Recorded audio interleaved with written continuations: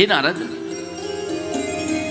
स्थूल सूक्ष्म विभेदेन द्वे रूपे परमात्मनः ज्ञान रूपम निराकारम निदानम तत्प्रचक्षते साधकस्य तु ध्यानादो स्थूल रूपम प्रचक्षते शरीरम सूक्ष्ममेवेदं पुरुषस्य प्रकीर्तितम्। हे नारद, स्थूल और सूक्ष्म भेद से परमात्मा के दो रूप होते हैं। जो ज्ञान रूप जो है, निराकार और ज्ञान रूप, वही सब प्राणियों का कारण है। किसी भी वस्तु का अंत उसके कारण में स्थित होता है।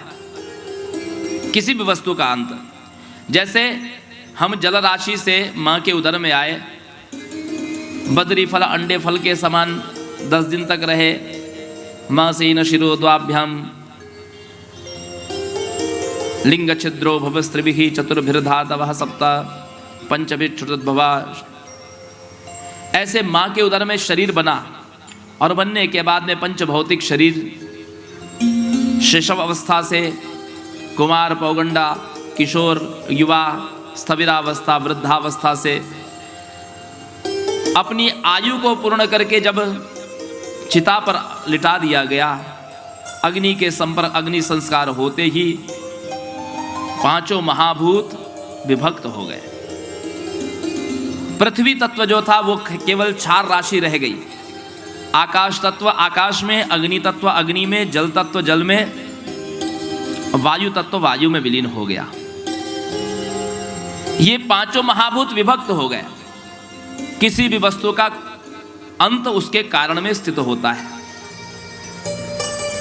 जिस समय प्राकृत प्रलय होता है, उस समय जितनी भी जीवात्माएं हैं, जो समस्त प्राणियों के भीतर जितनी भी जीवात्माएं, एक चींटी के अंदर भी जीवात्मा है, वो सारी जीवात्माएं ब्रह्मा में प्रविष्ट हो जाती है। ब्रह्मा भगवान श्री हरि विष्णु में प्रविष्ट हो जाते हैं, उनके नाभि में विलीन हो जाते हैं। क्षुद्र विराट महाविराट में लीन हो जाते हैं। महाविराट नारायण श्री कृष्ण में विलीन हो जाते हैं। जितनी भी देवियां हैं, वे सारी देवियां दुर्गा जी में विलीन हो जाती हैं। भगवती दुर्गा, भगवती सरस्वती श्री कृष्ण की वाणी में विलीन हो जाती हैं। भगवती राधिका श्री कृष्ण की आत्मा में विलीन हो जाती है। भगवती दुर्गा, जिसमें सारी ग्राम देवियां, जितनी कुल देवियां, ग्राम देवियां हैं, सब के सारी देवियां दुर्गा जी में विलीन हो जाती हैं। दुर्गा जी श्री कृष्ण की बुद्धि में विलीन हो जाती हैं। और भगवान श्री कृष्ण प्राकृत प्रलय के समय अपने निराकार स्वरूप में विलीन हो जाते हैं। इसी प्रकार वो निराकार स्वरूप ही ज्ञान स्वरूप है। जब तक आपको इस विषय का ज्ञान नहीं होता, तब तक आप अपने आप को ज्ञानी कभी मत मानिए।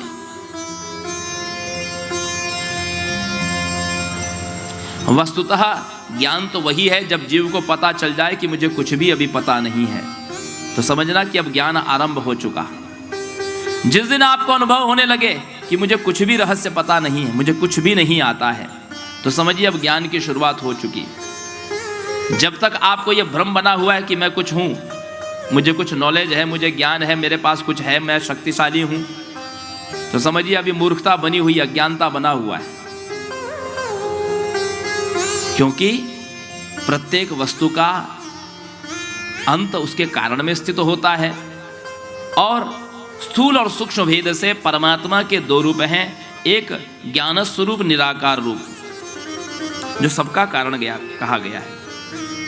और साधक के ध्यान आदि कार्यों के लिए परमात्मा का जो रूप है वो स्थूल रूप बताया गया है। जैसे यहाँ पर राधिका और श्री कृष्ण विद्यमान है, विराजमान है।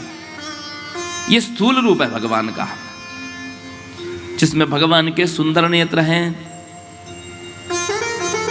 सुंदर श्री विग्रह है, भगवान के मस्तक पर मुकुट है, सुंदर भगवान के चरण कमल हैं। साधक के लिए स्थूल रूप उपासना के लिए बताया गया है। भगवती ने एक बात और स्पष्ट की है कि संसार में साकार और निराकार इन दोनों रूप की उपासना किसको करनी चाहिए? बोले जो रागी है, रागी अर्थात जिसको कुछ चाहिए, जिसकी कुछ कामना है, जिसकी कुछ इच्छा है, उसको भगवान के सगुण रूप की उपासना करनी चाहिए। और जो विरागी है, जैसे सन्यासी विरक्त, उनको निर्गुण रूप की उपासना करनी चाहिए। वो मूर्ति की उपासना न करें।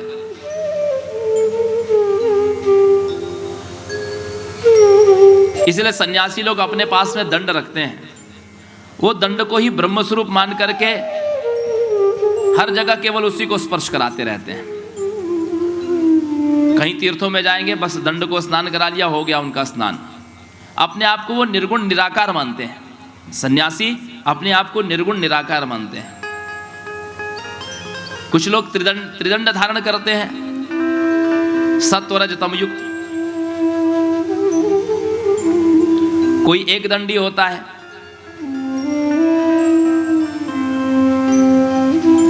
जो विरागी है, विरक्त है, उसको निर्गुण की उपासना करनी चाहिए।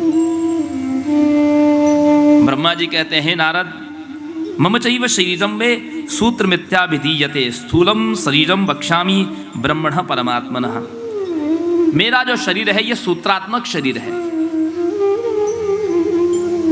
सूत्र संज्ञक है।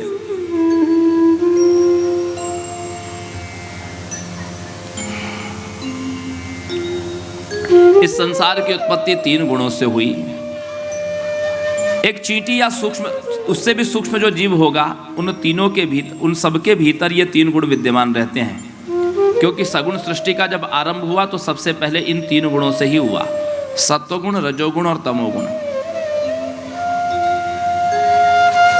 बहुत महत्वपूर्ण बात है। यहां जितने हम लोग बैठे हैं, कोई शाकाहारी होगा, कोई बहुत शांत स्वभाव का होगा, कोई उग्र स्वभाव का होगा, किसी को एकांत पसंद होगा, किसी को सादगी पसंद होगी, किसी को वैभव बहुत पसंद होगा। ऐसा क्यों है? ऐसा इसलिए है कि हमारे भीतर उस गुण की प्रधानता है।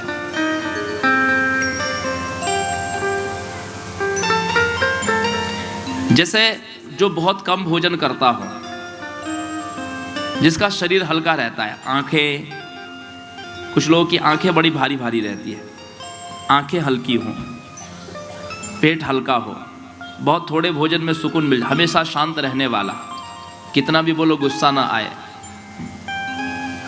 शरीर हल्का रहे एकदम, मन में शांति, अंदर भीतर और बाहर दोनों शांति, भगवान की उपासना में रत, ऐसे व्यक्ति को समझना चाहिए कि ये सत्वगुणी है। रजोगुणी व्यक्ति को नाना प्रकार के व्यंजन चाहिए, मनपसंद उसको तरकारी चाहिए, मनपसंद मीठा चाहिए, उसको तंद्रा आलस्य हमेशा बना रहता है, हमेशा जमाही लेता रहेगा, जमाही आती रहेगी उसको।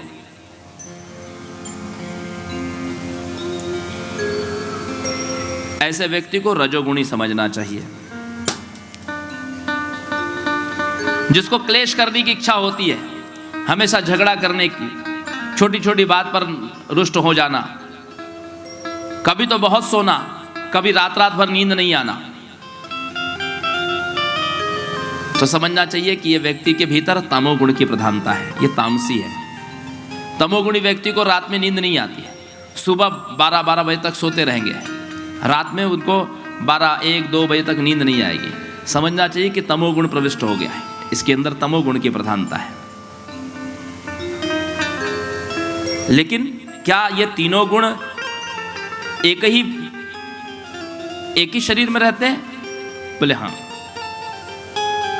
ऐसा कोई जीव नहीं, ऐसा कोई व्यक्ति नहीं कि जिसके भीतर ये तीनों गुण न हो। जन्मेजय कहते हैं, हे व्यास जी, ये तीनों तो एक दूसरे के शत्रु हैं, फिर ये तीनों भीतर कैसे रहते हैं? व्यास जी उदाहरण देते हैं, राजन सुनिए। एक दीपक है, दीपक में 3 वस्तु है, तेल है, वर्तिका बाती है कपास की, और अग्निशिखा। ये 3 वस्तुएं हैं उसमें, लेकिन ये तीनों एक दूसरे के शत्रु हैं। तेल में जैसे ही आप कपास की वर्तिका डालेंगे, बाती डालेंगे, वो तेल को सोख लेगी, तेल को पी लेगी। इसका अर्थ क्या हुआ कि वर्तिका जो है वो तेल की शत्रु है। और जैसे ही आप माचिस से उसमें अग्नि लगाएंगे, अग्निशिखा क्या करेगी, उस तेल पूरित बाती को जलाने लगेगी, क्योंकि वो वर्तिका की और तेल की शत्रु है। उन दोनों की शत्रु है अग्निशिखा। अच्छा, 1 घंटा 2 घंटा देखिए, आप देखेंगे कि तीनों दीपक में अब न तेल बचा, न बाती बची, और इन दोनों को नष्ट करने वाली अग्नि भी नहीं बची। ये तीनों जल करके समाप्त हो गए। अब वो दिया पहले भी खाली था, फिर से खाली हो गया। यद्यपि ये तीनों शत्रु हैं एक दूसरे के। ठीक उसी प्रकार ये तीनों गुण हमारे शरीर में विद्यमान रहते हैं, और तीनों विद्यमान रहते हुए एक दूसरे से लड़ते हैं, एक दूसरे से लड़ते हैं तीनों गुण।